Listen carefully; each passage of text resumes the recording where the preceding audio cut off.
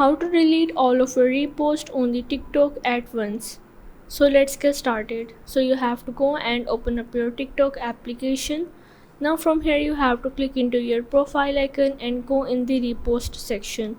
Now here you have to keep in mind that the TikTok doesn't allow any option to delete all of your reposts at once. So what you have to do is simply click on this, and here you have to press and hold it and remove the repost. Now if you have do many of the repost and you are not able to delete all of the repost at once, so what you have to do is click on these three horizontal lines that is in the top right corner and go in the settings and the privacy. From here you have to scroll down and go in the report a problem. So now once you are in here, you have to go in the report, and here you have to click on the chat with us.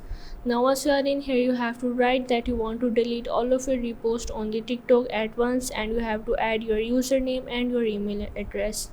And after the TikTok will contact you, and that's how you are able to delete all of your reposts on the TikTok at once. So if this video helped you out, make sure to like and subscribe the channel, and see you in the next video.